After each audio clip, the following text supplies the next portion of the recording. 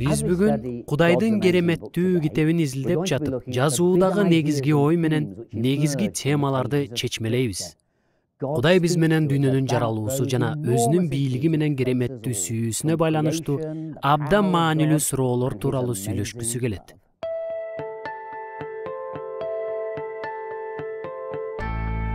Эң маанилүү темалардын бири Кудайдын кереметтүү сүйүүсү жөнүндө. Ыйык жазууда Кудай бул дүйнөнү абдан сүйгөндүктөн өзүнүн жалгыз уулун берди. Кудай ага ишенген ар бир адам өлбөй, түбөлүк өмүргө ээ болсун деп берди деп жазылган. Мен азыр темир жол вокзалында отурам. Бүгүн бул вокзалдын каалгасынан жүздөгөн адамдар өттү. Ал эми бир жумада миңдеген адам өтөт. Бул адамдар өлкөнү кыдырып саякатташат. Кээ бирлери дүйнө жүзүн кыдырып саякатташат. Бул эркектердин, аялдардын, балдар менен кар-картаңдардын өмүрлөрү да, терисинин өңү да ар башка. Ыйык жазууда Кудай алардын ар бирин сүйөт деп жазылган. Алар жакшыбы же жаманбы, баары бир Кудай алардын баарын сүйөт. Ушундай кереметтүү Кудайды ар бирибиз таанып билишибиз керек. Кээ бир адамдар Кудайды булут үстүндө отуруп, бизди жылмаюу менен карап турган кандайдыр бир карыя катары элестетишет. Силер буга ишенбегиле. Кудайдын сүйүүсү алсыз эмес. Анын сүйүүсү күчтүү. Ал сүйүү калпты соттоп чындыкка конот. Ошонун натыйжасында биздин Кудай менен болгон мамилебиз өсөт. Ошондуктан биздин сабактарыбыздын убагында Кудай негизинен сүйүүнүн Кудай экенин унутпагыла. Силер ким болбогула, кайда жашабагыла, кандай жумушта иштебегиле, Кудай силерди сүйөт.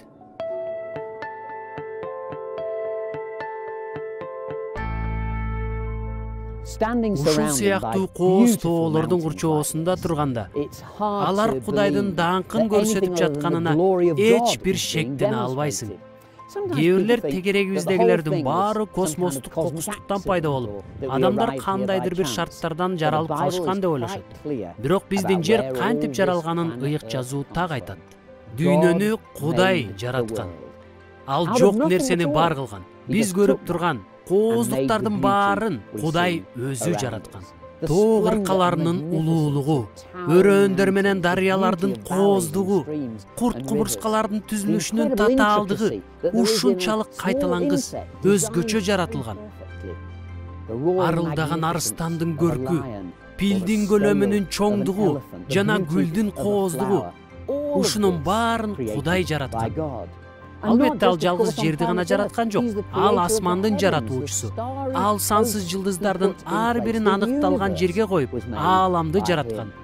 Ыйык жазууда анткени жер жана жердегинин баардыгы Теңирдики деп жазылган. Демек булардын баары аныкы. Ал эми биз болсо убактылуу жашоочуларбыз. Баарынын ээси Кудай. Кудай үчүн биз аларды сакташыбыз керек. Жерди таштандыга айландырбай сакташыбыз керек. Биз өзүбүз жашап жаткан жерибизге жакшы мамиле кылуубуз зарыл.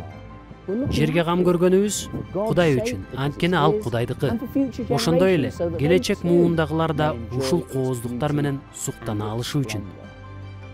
Демек Кудай бул кереметтүү дүйнөнү өзү суктана алышы үчүн жараткан. Ошондой эле биз да суктанып, ырахат ала алышыбыз үчүн жараткан. Ошондуктан бул дүйнөнүн улуулугуна суктанышыбыз үчүн анын сүйүктүү балдары биз үчүн жана Кудай бул дүйнөнү өзү үчүн да жараткан.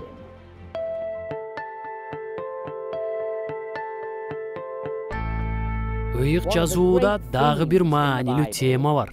Ал Кудайдын кереметтүү күчү менен бийлиги жөнүндө. Поезд жүрүш үчүн ага кубат керек. Самолетто асманга көтөрүлүшү үчүн кубат керек. Шаарга электр кубатын тартып келиш үчүн да, үйлөрдү жылытыш үчүн да кубат керек. Бардык жерде кубат керек. Биз ал жөнүндө ар жерде кеп кылабыз. Ыйык жазууда күч тууралуу айткандан коркпойт. Шайтандын да күчү бар. Ал кара күч. Анын да күчү бар экенин ыйык жазуу айтат. Бирок анын күчү чектелүү. Ал эми Кудайдын күчү чексиз. Ыйык жазуудагы элчилердин иштеринин 1-бөлүмүнүн 8-аяты мага абдан жагат. Анда мындай деп жазылган: бирок үстүңөргө ыйык рух түшкөндөн кийин күч аласыңар да Иерусалимде, бүт Жүйүт аймагында, Самарияда, атүгүл бүт дүйнө жүзүндө менин күбөлөрүм болосуңар. Ыйык жазууда айтылган күчтүн манипуляция же бирөөнү контролго алууга эч байланышы жок.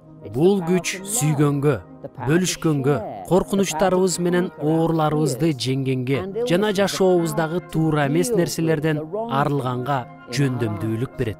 Азыркы заманда дүйнөдө мамлекеттик, аскердик, экономикалык күч сыяктуу көптөгөн ар түрдүү күчтөр бар.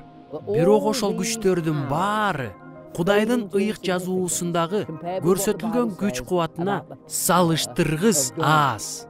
Ыйса таш үңкүрдөгү мүрзөдөн кантип чыкты? Ал деги кантип тириле алды? Ыйык жазууда бул тууралуу мындай дейт. Кудайдын күчү шайтандын өлүм менен күнөө чынжырынан жулуп, Ыйсаны өлүмдөн кайра тирилтти деп жазылган.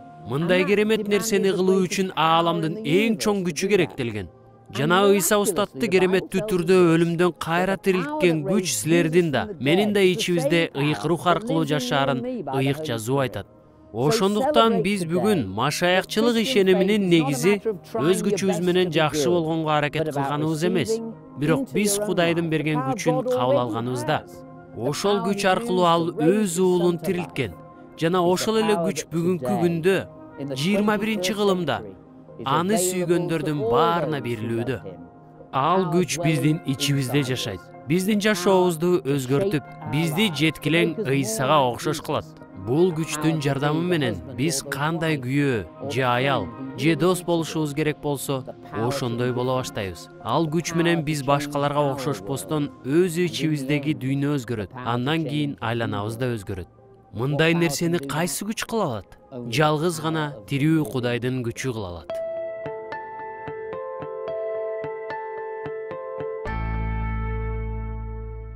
Бул имарат жыйындын имараты. Албетте силер муну билесиңер. Көптөгөн адамдар машаякчы болгондон кийин жыйынга эле барышса жетиштүү болот деп ойлошот. Бирок ыйык жазууда айтылган жыйын таптакыр башка нерсе. Жыйын деген бул адамдардын тобу. Ал эркектер менен аялдар, эркек балдар менен кыз балдар. Кыскасы Ыйса Машаякты куткаруучу катары кабыл алып, анын артынан ээрчигендер. Ошондуктан жалпы дүйнөнү алып карасак, ал ар кайсы шаарлардагы жыйын имараттары эмес. Ал Кудайдын үй бүлөсү жана Кудайдын эли болгон инсандардын топтору. Бул үй бүлөлөрдү сүрөттөш үчүн ыйык жазуу ар кандай сүрөттөөлөрдү колдонот. Кирпичтин үстүнө кирпич коюлуп отуруп, алардын баары биригип бир күчтүү имарат болушат. Бирок алардын бурчуна коюлчу таш бул Ыйса.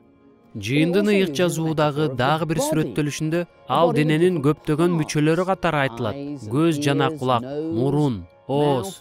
Бул мүчөлөрдүн баары биригип бир тирүү денени түзүшөт. Машаякчынын жашоосунун башында силер өзүңөрдү кафедранын артында тургандар менен алдыда отургандарга салыштырмалуу баалуу эмес сезишиңер мүмкүн. Ал адамдардын жыйын үчүн баалуулугу бар. Бирок чынында Кудайдын жыйынында баарыбыздын өз ордубуз бар. Ар бирибиз Кудай үчүн баалуубуз. Ошондуктан адамдардын көзүндө өзүнүн кереги жок сезген адамдар, балким сиз же мен, биз Кудайдын элинин иши жөнгө салынышы үчүн абдан маанилүүбүз. Демек силер машаякчы болгонуңарда үй бүлөнүн мүчөсү болуп каласыңар. Силер Кудайды сүйгөн адам болуп каласыңар жана бул жолдо силер жалгыз эмессиңер. Силер башкалар менен табынууга кошулсаңар болот, миссияга барсаңар болот, чогуу даңктап, чогуу окуучулук менен алектенсеңер болот. Силер машаякчы болгонуңарда, силер чоң үй бүлөнүн мүчөсү болгонуңар абдан жакшы кабар. Мындан ары силер жалгыз эмессиңер. Силер эми эч качан жалгыздыкта болбойсуңар. Анткени силер Кудайдын үй бүлөсүнүн мүчөсүсүңөр. Силер Кудайдын кереметтүү элинин бир бөлүгү болдуңар.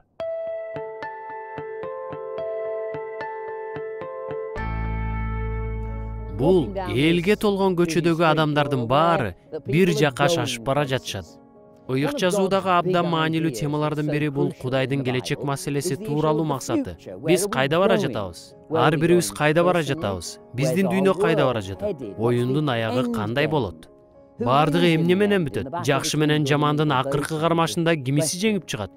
Ыйык жазууда Кудайдын кереметтүү келечеги тууралуу айтылганда, ал биздин да кереметтүү келечегибиз тууралуу айтат.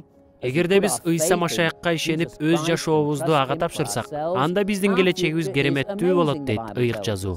Биз тынчтык менен туруктуулуктун жерине барабыз. Ыйык жазуудагы акыркы китепте, Аян китебинде, ыйсыз, азап чегүүсүз, кайгы капасыз, оорусуз кереметтүү жерге бараарыбыз айтылат. Алардын баары артта калды.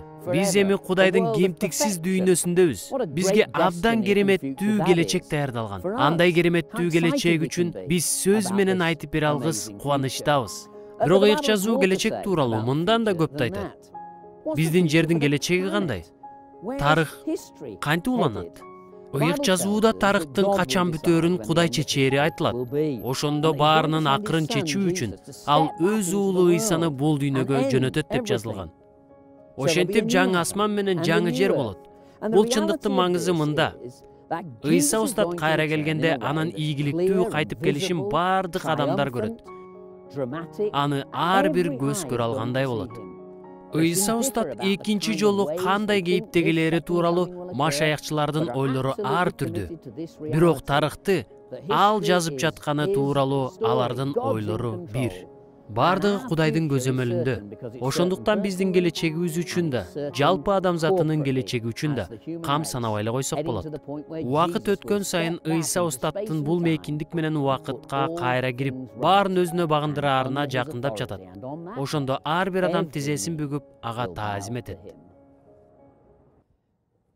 Бул көрсөтүүнүн алкагында силер биз менен шаарда да, жаратылышта да боло алдыңар. Дүйнөнүн акыбалын көрө алдыңар. Ыйык жазуу бул дүйнөгө сүйүү, күч жана жаратуу тууралуу кабарын айтып жатат. Ыйык жазуунун чагылдырган маселелери бүгүнкү күндө да оорчундуу. Ыйык жазуу биздин жекече суроолорубузга гана жооп бербестен, ал дүйнө жүзүнүн чениндеги суроолорго да жооп берет.